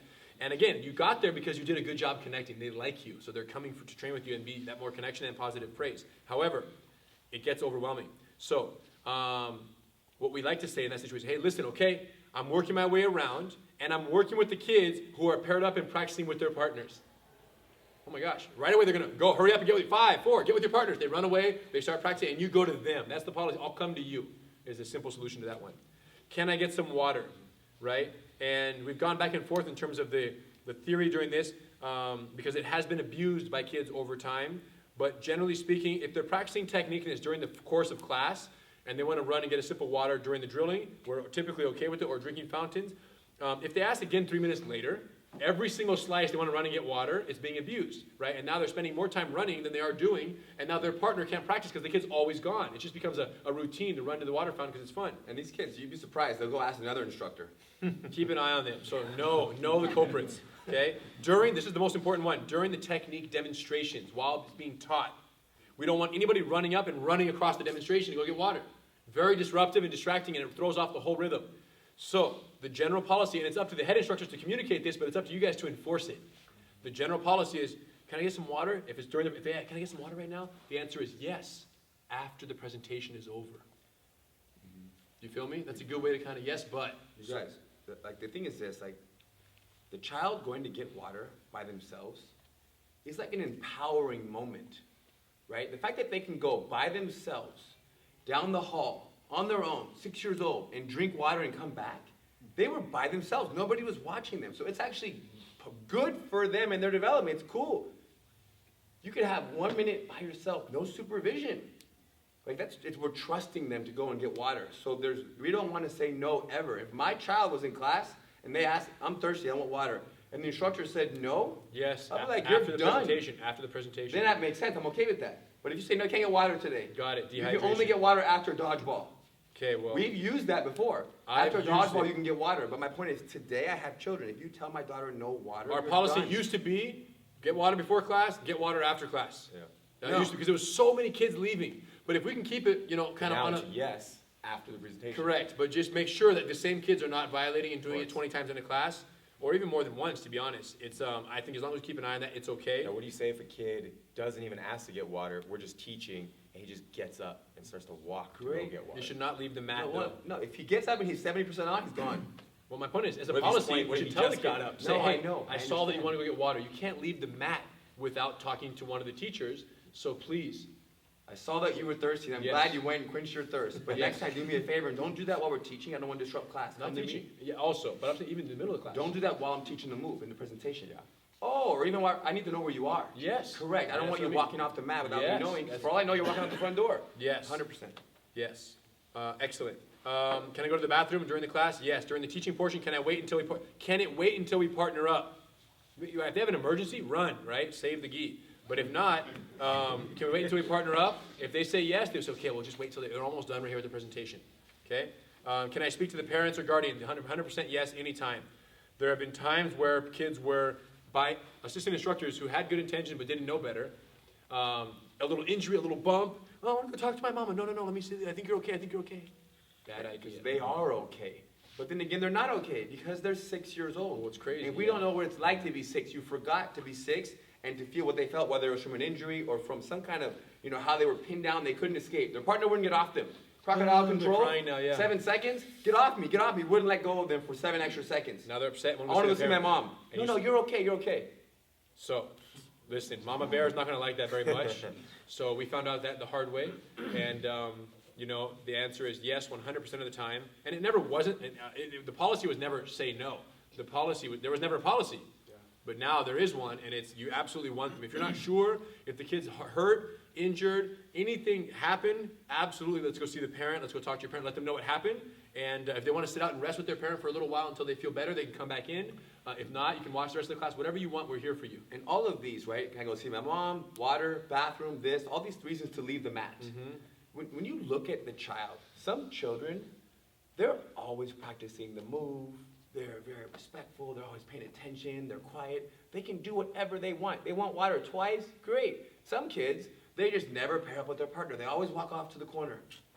They're always not doing the move. They're just laying there on the ground. They go on their partner once. He doesn't know the move. We need help every second. Yeah. So you just learn the child. And that's the same child that wants water every 4 minutes. Just find anything possible to do because they didn't enlist, they didn't sign themselves up. They were told that they had to do jujitsu. Versus other kids that were told, but then it landed for them. They love it now. So this is we trust you to decide. It's at your discretion, right? There are some, when Zach was 7, go get water and come back. A focused kid. Go Yeah. and come back 17 times. It's That's right. the heat of summer. It's right. It's right. So not all kids' water requests are treated equally. Not all kids are treated equally. I didn't want to say that, but yeah. Can I change partners? You want to know why, right? If the partner's not focused or doing the move technique with them, help them to. If the partner's simply, I want to change partners because their partner's not that dialed into the technique, not a bad partner, not aggressive. You want to walk them through it and try to get that kid who's off, kind of a little bit off on the technique, help them get them dialed in. And then get them effective if you can. If the partner's too rough, sometimes kids won't say it, but you'll see it, like, I don't want to go with this person anymore, or you'll see it's too aggressive, just to be able to go in there and to try to talk to the more aggressive child and bring it down, and if that doesn't work, then to try to find them a new partner, right? And sometimes the kid just doesn't want to work with someone, child preference. They're just not comfortable interacting with someone, then for you to go out and understand that, recognize that, and change partners. They want to go with their good friend. They have a really good friend there that somehow they didn't get to pair up with. The friend came late. Or a brother or put with sister. somebody else. And they want to go there. Yeah, it happens sometimes. Understandable. Whatever makes them comfortable early on, right? And if going with one person makes them come to class excitedly, then we'll do that. But if they're absolutely not having a great class because of that, then we got to change gears for sure. Number 6, I don't feel well. They just don't feel good. The kid's just not feeling it today. No problem. Rest, take them to their parents. None of this, come on, you're going to be okay. Go, practice anyways. No, I don't feel well. That's fine. No pressure, you guys. Remember, no pressure, especially for a kid who historically does a great job and he loves being there and having a good time. If you know something's off that day, or whether you just met them, if they don't feel well, then boom, get them to their parents. Just ask me that and then if the parent says, oh no, they've been doing this for the last 4 days, they're fine. It's up. Then it's kind of, you can get in the discussion and say, okay, well, what should we do? Would you like, should we get them to participate? Can Whatever. you do the move in very slow motion? Yeah, can Do you you want do to do the move once with your partner, or that pair up with those two in there? Do you make a group of 3 and then Group you of can 3, sit out? or would you like to do each move with me one time and then sit with your parent, and then I'll do it with you one time in between slices. I can come to you and we can do the move one time each, whatever. Right? So go say what you're gonna say. No, I was just gonna say, literally, like in the beginning of class, we just did the warm-ups, then it was the circle talk, and the child said, man, I'm really not feeling well. He was sweating a little bit. I said, yeah, go ahead and sit with your parents, no problem. And yeah, if you guys are good, if you gotta go home, no worries. But we're not trying to force them to stay on the mat, There should be no Unless- uncomfortable feelings with what we're doing here. If a child gets hurt, one of the most important ones, you guys, if there is any chance that the injury could be serious, take them to their parent and notify the instructor immediately. Advise parents to keep a close eye on the injury. Injury report must be filled out at the front desk, which the head instructors know about. So anything, even potentially serious, was potentially serious. Obviously, if there could be a broken bone, if there was a heavy head collision, anything that really shook the kid up. When you touch their arm, they're like, ah. Yeah. It's sensitive to the touch. Yes, anything that if you're not sure, it's serious, right? If they just tripped and fell and they're okay and they're just sad that they got, like I said, hit by the A dodgeball, lot of times they're embarrassed. sad, or they're just not liking working with their partner because their partner is really just being aggressive or awkward, and it's not an injury, then then there's different ways to deal with it, right? So if it's not as serious, but they actually got a little bump or hit the ground pretty hard, and they do not want to see their parents, right? They kind of opt out from the opportunity to see their parents. No, it's okay. And you might just go up to them at that point and just say, hey, I know it hurts. How can I help you? You need some time. Do you want to sit out? Do you want to watch do you want to watch dodgeball for a minute or two, and then you can jump back in the game, right? A lot of times when the kids are running wild in dodgeball, it's where the most injuries probably happen, to be honest. More than techniques, I would say, right? Yeah. There you go. So kids running, trips and falls flat on his face, his hands hit the ground as hard, and they sting his hands. So now he's crying because he tripped, and he's this. Hey, you want to sit out for a few minutes, or do you want to keep playing? Like, you can have a little straight-up conversation with them. Want me to sit with you for a little? Just very supportive, very, whatever their pace, anything they want is fine, and making sure they know that they have the option to see their parents. And a lot of times, just because they can see their parents doesn't mean they want to, right? A lot of kids know they go to their parents, and it's not like a real injury. Their parents going to say, oh, you're fine, get back in there, right? So they almost would rather stay with you and just be loved and respected and taken care of than go to their parents and be told that they're not really hurt. Stop, suck it up, right? Like, it's interesting. Like, the reaction from you is much more sensitive and considerate, possibly, than what their parents. But if it's real, absolutely they want to see their parents because they know that their parents are going to take them to the hospital or do whatever has to be done. All right? Avoid the, you're okay, it wasn't that bad. So many parents are going to do that, right? No, you're okay, suck it up, you're fine, it's not that bad. Come on, nothing's bleeding, you're okay. Very bad. Worst thing you can do if they get injured, serious or not, you want to avoid that at all costs because the truth is you don't know if they're okay. And there will be a day where something happens where they're not okay. And then they won't come to you, their trusted instructors. They won't go to their parents. They'll have no one to go to when it's, even though their pain and their injury at that time, the truth is, they're not actually injured. They're embarrassed and they're sad and they're a little bit, so it is okay. But for their small minds, it's not okay. So you're just showing them that you are there to move at their speed. Right. And like I said, there will be a day where the kid is 19 years old and something happens and they're going to say, this is horrible, I'm not okay. But they're going to look around and there's no one to go to that will say, hey, it's no big deal. There's nobody. Right. So when someone is hurt or uncomfortable and you brush it off, you're teaching them to ignore what they're feeling, the pain, whatever it is, Discomfort, yeah. for what you're interpreting their pain to be. We don't want that. You want kids to be authentic with what they're feeling and be able to communicate that and feel that. You want to let them feel. Allow kids to feel. How many times have adults training jiu-jitsu and they have like a little something in their body, but they're like, oh no, it's all right. And then they go and they keep training, and then a week later, 20 days later, they're like, man, my shoulder is killing me. And if all they would have done was took a little time off, rested their shoulder, iced it, they could have avoided this major injury. So they're the but it ones just develops. They had the parent who said, you're okay, suck it up. Correct. Well, they believe Now that. that parent screwed their jiu-jitsu career They're up. telling them, they've continued to tell themselves what was told to them. They've bought into that lie that you're okay. It's a lie. You're not okay. You're 6 and you need a couple minutes. Take them. You're not okay. Parents coaching child. We put this last, it's pretty critical. Not so much in little champs and junior grapplers, I would say. Yeah, Maybe a little more black belt club. Zach and Sam will let you know. But, generally speaking, this is the stereotypical, every sport on the planet, parent overcoaching. It's actually really controlled here because we just created a culture where the teachers are so vocal about what the expectation is of the kid that the parent feels somewhat out of place by overcoaching what the teacher is not expecting. Who is the parent to expect it if the teacher's not expecting it and the teacher is the master of the topic and the skill? So we do a good job of keeping it on a leash here, but just some general guidelines. Our parents coaching to help the technique properly function. Like I said, they're dysfunctional, and the parent from the sideline is saying, hey, no, you guys are in the mount, you're supposed to be in the guard. They're trying to help reposition the kids from the outside. That's understandable, and they're just trying to get them on the right page. Even if it's not their kids, sometimes you'll see parents do that. Like, hey guys, no, you're supposed to be inside his legs, go around. And they might even just kind of creep onto the mat if they train especially, and kind of make an adjustment. And that's not a problem, but when you see that, you gotta don't correct them too much. Go in and immediately be part of the action there. Thank just them. take over. Yeah, thank them for their Thank help. them. Good tip, and go right there, and you go ahead and continue with those perfect adjustments and engage them. Hey, you want to put a gi on? Thank them for coaching. If so, get there immediately. Our parents coaching, nitpicking details in the execution. Obviously, you want to validate the parents' details so they don't feel totally shot down. Do a perfect adjustment. Go in there with yourself hands-on, and then the older child can have an explanation. Sometimes the perfect adjustments are good, but it's okay to even say, hey, this is the guard. A little more talking. A little more it's detail. not a problem for a child that you build some credit with. Over cycles, 1 stripe, Right? 2 stripe, 3 stripes. Child's been there for a while, them knowing that, hey, you always adjusting with no words is one thing, but you say, hey, when you use your thumb like this, the hand can slip out, you have less control. Give a little explanation, they soak it up. Yep, and and our parents coaching their child against another child, king of the mountain, sparring, different drills that we do where it's more competitive. And then naturally, this increases the unhealthy competition. This creates unhealthy competition. Child competing for their own pressure is great. Outside pressure to perform is unhealthy and makes you too stressful. The feeling of the feeling of being the child that is not being coached is tough, right? So for the other kid. And the general idea of parents coaching children here is as soon as the child associates jiu-jitsu practice with disappointing their parent, that's the end of their career, at least on their heart. They might be forced to come, but it's the end of them loving jiu-jitsu.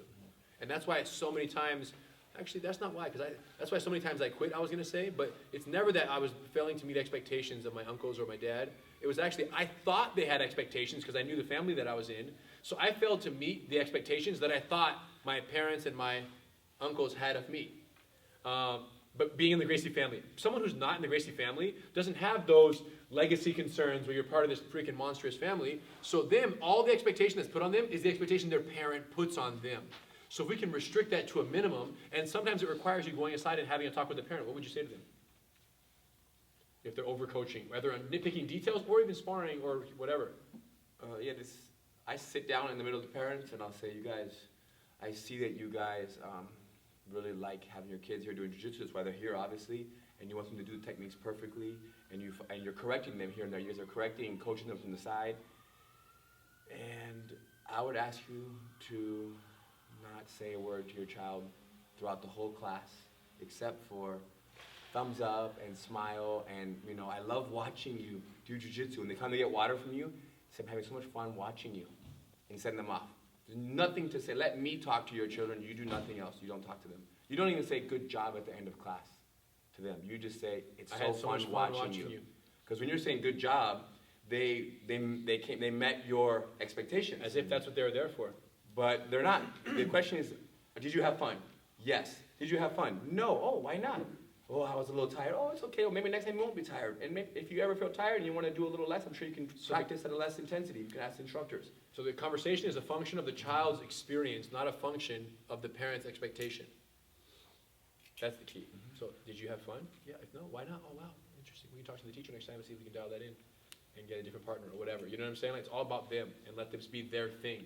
And you explain to the parent the bigger picture reason for this, which is, guys, as soon as the child associates jiu-jitsu with failing to meet your expectations, they don't want to come anymore. So now all of a sudden the parent goes, oh my gosh, it went full circle. I thought I was helping, but I'm screwing everything up. And I only have 2 kids. These guys have 400. They must know better than I do. And we do. We do. And once they understand that, then they're like, oh, okay, they're going to be more hands-off. Because they're trying to do what they think is best. They don't and know. the coaching is going to help them, but it's actually having the opposite effect. And the thing is, it might be tough for you guys to do. I have no problem telling the parents that they have no idea what they're talking about when it comes to how to treat their children about jiu-jitsu staying on the mat. Right? All their coaching is not what they want. All the concern for detail. Now, a kid that is older, there's a certain kid that is older that is like, okay, and there's a time for it. But for the kids that are like 5, 6, 7, 8 years old, 9, oh my goodness. No, let them just keep playing and playing and playing. And oh, well, they're not doing the moves right. It doesn't matter. They're smiling. They're running around. And if they're smiling and running around and having fun, they're going to keep training, and then they're going to learn all those details Even if they're laying down half the class, but they're just in the building. How many kids are not in the building? Millions. Millions and millions. Yours is at least in the building. They're at least around the martial arts. We got to preserve it, though, so carefully. Excellent. So there it is, you guys. Connect, collect, correct, communicate. Questions? So both points for our friends at home are partnering concerns. One is kids partner up. The second they actually go to line up, though, the kids who agreed to partner up, one guy branches off now and goes with someone else, leaving this guy with no partner, right? So what to do? The other is this kid asked him to partner up, but while they're there, it's a super awkward kind of, I don't know if I want to be your partner, right? So, literally this just boils down to you getting to know the kids well enough, right, in the room. Are you building personal connections with them? And being able to talk to them, communicate with them clearly. If you have a partner of 2 and one branches off to go with a third guy, just say, hey, why don't you guys make a partner group of 3? Unless, of course, there's another odd man out, in which case you pair that kid up with someone else of their size and ability, and it makes sense, no problem. So groups of 3 are totally permitted, no questions asked, so there's always a chance for someone to get in. And then regarding this other kid who's, kind of hesitating on the fence, not sure, you can find out, or you can pull that kid aside later and say, hey, when these kids come with you and they ask to be your partner and you work with them, and we really appreciate it, So thank you for going with him today. And we always notice when you're working with your partners and you're helpful with them. So you're just kind of building, because there's not that many kids who are like that, right? There's a few who behave that way. And once you identify them and build rapport with them, you can praise the positive what they do. And once you praise them for doing that which they're initially uncomfortable to do, it becomes a chance for recognition, more so than a discomfort of pairing up with someone that you're on the fence about. Just go in all in, and every time you do that, you might get praised by the instructors. Yeah. In general, right, when it comes to sizing and different partners, different sizes, and group of 3, but these 2 big guys and 1 small, in general, use your judgment. And in adjusting the fewest amount of groups possible, you want to make the little guys go with the little guys, the big ones go with the big ones. But if there's a group where there's 2 big kids and a kind of a medium-sized kid, it's okay. A little size difference is not going to kill anybody. It's going to be fine. And you just tell the bigger kids, say, hey, when you go with him or her, just make sure you guys go easy because she's a little smaller than you guys. So make sure you help her with the techniques. And that's Talk to them. and are they doing the techniques? Are they able to run through the move? If they can do the move and they're helping each other and they're one's small, one's big, No keep going. problem. No problem. It's okay? actually beautiful because now they're making more friends, they're learning bigger body types. The point is, all of this is solved with what? Communication. Connection and communication solve 99% of all problems in the mat. At the end of class, sometimes to have a talk, which is more for you guys, but I do it. I just, you guys, thank you so much for changing partners sometimes. And I like you guys working with different people because you get to meet new friends, new body types, and just, and have more fun. The more people you know, the more fun you have. So those kind of talks, so now they're like, okay, it's someone new. There's value to finding someone new.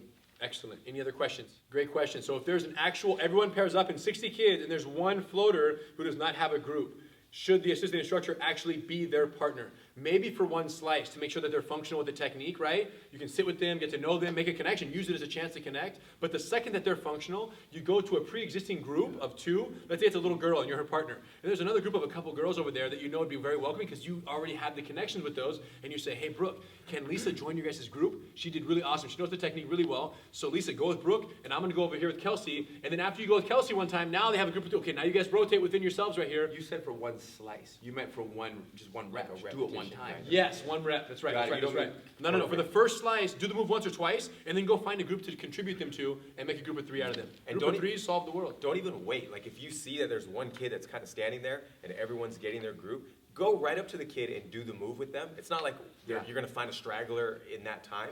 So just make it to where it's not awkward for them and fun because they get to do the move with you. And then you're looking around to see if there's another straggling kid, or then you introduce them to the other group. We And do when that you in bring the combatives class too. If you see someone who's just on the wall, don't walk and be like, hey, did you get a partner? Okay, let me see. Just go, hey, let's do the move.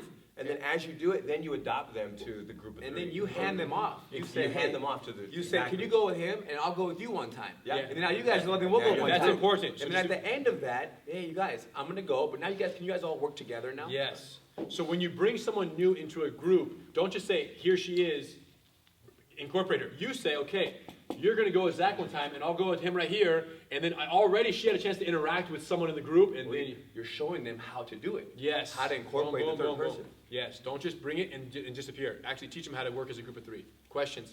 How much time do you spend with the kids who are having trouble with the technique before you move on to the next ones? And I think that what you quickly become good at as an instructor and an assistant instructor is getting to the point where you know what a reasonable expectation of performance is for that group. Everyone's different, right?